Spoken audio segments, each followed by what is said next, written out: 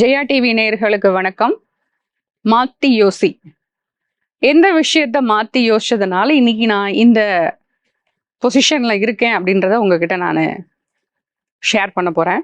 என்னோட பேர் Amudha Sargurunathan, founder and chairman of CAS institute. It is a academy for chartered accountant, company secretary, cost accountant and ACCA.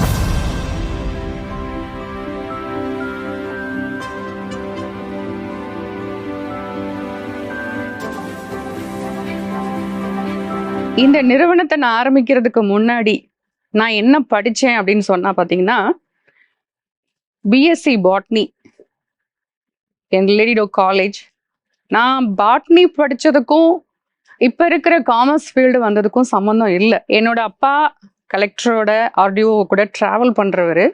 So அவங்கள பார்க்குறதுக்காக auditors வரும்போது எங்களுக்கு இப்படி ஒரு காமர்ஸோட துறை இருக்குது, இந்த மாதிரி ஆடிட்டர் ஃபீல்டு பண்ணலாம் நான் காமர்ஸ் ஸ்டூடெண்ட்டும் அப்படின்ற விஷயம் எனக்கு 98வது வருஷத்துல தெரிய வருது.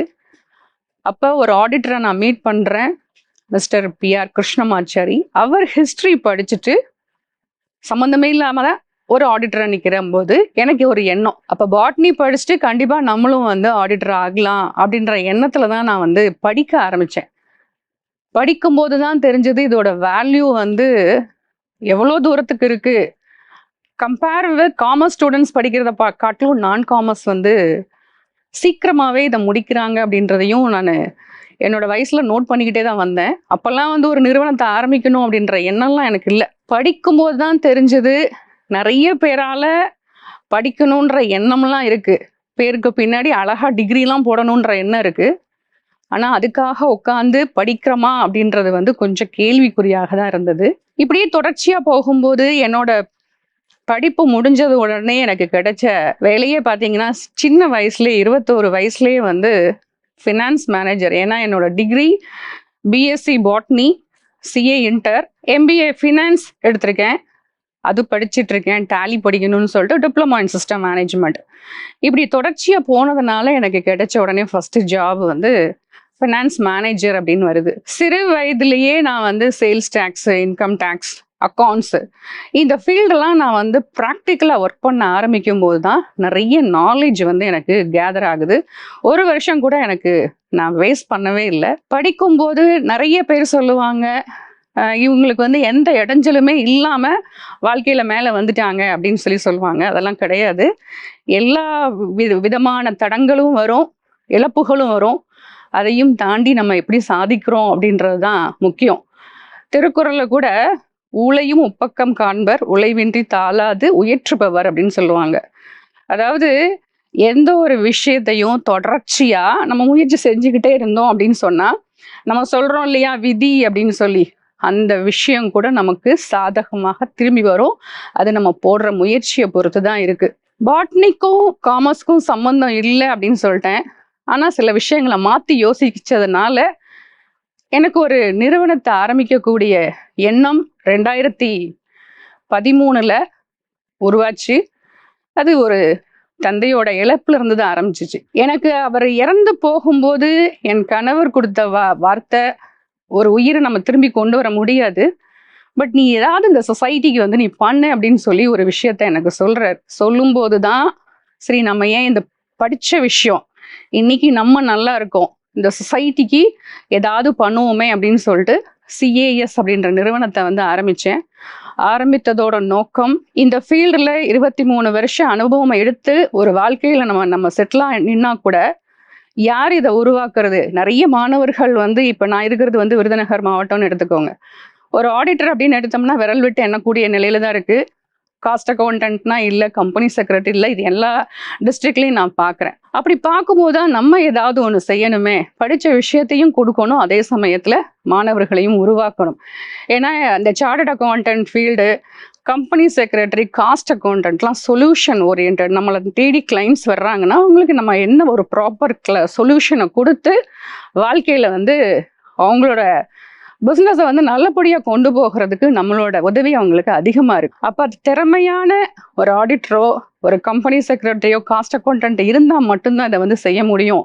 அப்போ அதுக்கு என்ன செய்யறது அப்படின் போது தான் இதை ஆரம்பிச்சாச்சு.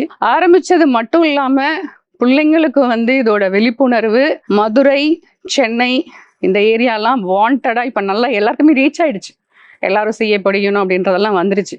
பட் இன்னும் சில இடங்கள்லாம் பார்த்தா இது வந்து ஃபர்ஸ்ட் அட்டம்ப்ட்ல பாஸ் பண்ண முடியாது, இது படிக்கணும்னா வருஷக்கணக்கில் ஆயிரும் அப்படின்றதெல்லாம் இருக்கு.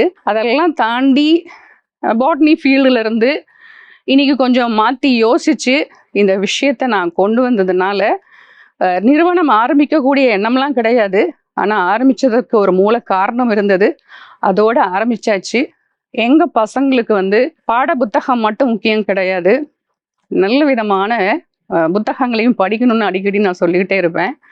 ஏன்னா சில புத்தகங்கள் வந்து நல்விதமான ஒரு கேரக்டர்ஸ் கொண்டு வரணும் அப்படின்னு சொன்னா அதர் தேன் ப்ரொஃபஷனல் புக்ஸ் இந்த புக் ரீடிங் ஹேபிட் வந்து வரணும் அப்படின்றதுக்காக மாஸ்டர் மைண்ட் ரீடர்ஸ் கிளப் அப்படின்னு சொல்லி ஒரு 2012 வந்து அந்த எண்ணம் தோணுச்சு, ஆரம்பிப்போம் அப்படின்னு சொல்லிட்டு ரீடர்ஸ் கிளப் அப்படின்னு ஆரம்பிச்சேன்.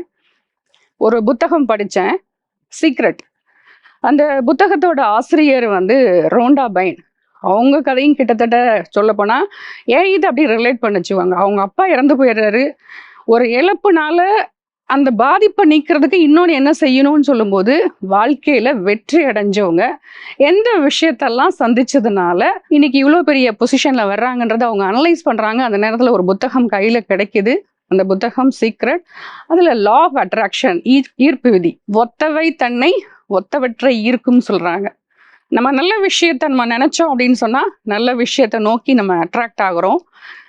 கெடுதலான விஷயம் அப்படின்னா கூட அதை ஈர்த்தது நீங்க தான் அப்படின்னு சொல்றாங்க.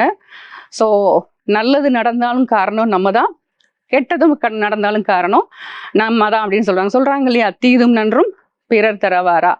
ஸோ இதெல்லாம் யோசிக்கும் போது ரீடர்ஸ் கிளப் அங்க உருவாகுது. இந்த ரீடர்ஸ் கிளப் வந்து எப்படி உருவானது அப்படின்னு பாத்தீங்கன்னா ஒரு 12 வருஷத்துக்கு முன்னாடி ஒரு புத்தகம். ஏன்னா இப்போதைக்கு புத்தகம் படிக்கணும் அப்படின்னு சொன்னாலே தூக்கம் வரும்னு சொல்லுவாங்க பாட புத்தகம் படிக்கிறதுக்கே. அதை தவிர்த்து நம்ம அடுத்த புத்தகம் படிக்கணும் அப்படின்னு சொல்லும் போது எனக்கும் அதே மாதிரிதான் ஒரு எண்ணம். இது எங்க இருந்து ஆரம்பிச்சதுன்னா என் கணவர்கிட்ட இருந்து ஆரம்பிச்சது. அவர் நிறைய புத்தகங்கள் படிச்சுக்கிட்டே இருப்பாங்க. அவங்க கிட்ட இருந்து கத்துக்கிட்ட விஷயம் என்ன அப்படின்னு சொன்னா, ஒரு புத்தகம் வந்தது அப்படின்னு சொன்னா எந்த டேட்ல வந்து படிக்கிறேன்றத டேட்ல போடுறாரு. அதுக்கப்புறம் பாத்தீங்கன்னா உள்ளுக்குள்ள முக்கியமான விஷயங்களை அண்டர்லைன் பண்றாங்க. புக்கை முடிக்கும் போது டேட் போட்டு முடிக்கிறாரு. அப்ப நான் அவர்கிட்ட கொஸ்டின் வைக்கிறேன், அப்படி என்னதான் இந்த புத்தகத்துல இருக்கு அப்படின் போது படிச்சு பார்க்கும்போதுதான் தெரியும் அப்படின்ற ஒரு விஷயத்த சொன்னாரு. சரி, நம்மளுக்கு தான் எடுத்த உடனே புக்கை ரீட் பண்ணா தூக்கம் வரும் அப்படின்ற ஆஸ்பெக்ட்ல சீக்ரெட்ன்ற புத்தகத்தை வந்து பாத்தீங்கன்னா வீடியோ வடிவுல பார்த்தேன். அதை பார்க்கும்போது 3 விஷயங்கள் அதுல கோட் பண்ணாங்க. Positive thoughts. நம்மளுக்கு எண்ணங்கள் வந்து எப்பயுமே மேக்சிமம் வர்றது நெகட்டிவ் தாட்ஸ் அதிகமா இருக்கும். ஆனா பாசிட்டிவ் தாட்ஸ்ல எப்படி நம்ம வந்து ஃபோக்கஸ் பண்ணணும் அப்படின்ற விஷயத்த கொண்டு போனாங்க. அதோட சேர்த்து விஷுவலைசேஷன் பவர் அண்ட் கிராட்டிடியூட். இத வீடியோ வடிவில் நான் சொல்றது 3 விஷயம் தான். அந்த புத்தகத்துல நிறைய விஷயங்கள் வீடியோல வருது. அப்போ ஒரு புத்தகத்துல படிக்கிறதுனால இத்தனை விஷயங்கள் வருது அப்படின்னு ஏன் வந்து ஒரு ரீடர்ஸ் கிளப்பா ஆரம்பிக்க கூடாது அப்படின்னு சொல்லிட்டு வீட்டுல ஸ்டார்ட் பண்ணும்போது எங்களோட ஃபேமிலி மெம்பர்ஸ், காலேஜ் ப்ரொஃபசர்ஸ் எல்லாருமே அசம்பிள் ஆனோம். அப்பதான் இன்னொரு எண்ணம் தோணுது, அங்கேயும் மாத்தி யோசிக்கிறேன், ஏன் இதை வந்து கல்லூரி மாணவர்களுக்கு கொண்டு போக கூடாதுன்னு சொல்லிட்டு எங்க ஊர்ல இருக்கிற ஒரு கல்லூரியில ஈவினிங் 4:30க்கு மேல ஒரு ரீடர்ஸ் கிளப் அப்படின்னு ஆரம்பிப்போம் அப்படின்னு சொல்லி ஆரம்பிச்சது. அங்க இருக்கிற பெரியவங்கலாம் வந்து கொஞ்சம் என்கரேஜ் பண்ணாங்க, ஏமா இது நல்ல விஷயமா இருக்கே, புத்தகம் வாசிக்கிற பழக்கமே மறந்துட்டாங்களே அப்படின்னு சொல்லும் போது இதை ஏன் வந்து ஒரு டிஸ்ட்ரிக்ட் லெவலா நடத்தக்கூடாது அப்படின்னு கேட்கும்போது நாங்க டிஸ்ட்ரிக்ட் லெவல் காம்படிஷன் அப்படின்னு சொல்லி அனௌன்ஸ் பண்ணியாச்சு. ஆனா கிட்டத்தட்ட மாணவர்கள் தமிழ்லையும் வந்து அவ்வளோ ஒரு புலமையா இருந்தாங்க, ஆங்கிலத்திலையும் அவ்வளோ வெல்வர்ஸ்டா பேசினாங்க. யாருக்குமே பிரைஸ் மணி என்னன்றது கூட நாங்க அனௌன்ஸ் பண்ணல. ஆடியன்ஸ் பாத்தீங்கன்னா 120 ஆடியன்ஸ். பிள்ளைங்க அதுல வந்து ஒரு 5 பேரை செலக்ட் பண்ணோம். அப்பதான் புரிஞ்சது, கரெக்டா அந்த பசங்களை நம்ம வந்து கைட் பண்ணி கொண்டு போனோம்னா லைப்ரரியை ப்ராப்பரா யூஸ் பண்ண வைக்கலாம் அப்படின்ற தகவல் கிடைச்சது. அந்த ஊர்ல இருக்கிற பெரியவர் இதுக்காக ஸ்பான்சரும் பண்ணி பிள்ளைங்களை என்கரேஜ் பண்ணாங்க. அது அப்படியே தொடர்ந்து போகும்போதே எங்களுக்கு இதை ஸ்டேட் லெவல்ல நடத்தணும் அப்படின்ற ஒரு எண்ணம் வந்தது. இடையில கொரோனா பீரியட்லாம் வந்தது. ஆனாலும் ஆன்லைன்ல ஜூம் மீட்டிங்ல நாங்க ஒவ்வொரு வருஷமும் நடத்தினோம். இப்ப ரீசெண்டா 5th state level book review competition வரைக்கும் நடத்தி முடிச்சாச்சு. இதுல 3 பெரிய நிறுவனங்கள் வந்து எங்களோட இந்த ரீடர்ஸ் கிளப்போட ஜாயின் ஆனாங்க. ஜாயின் ஆகும்போது இன்னும் அதோட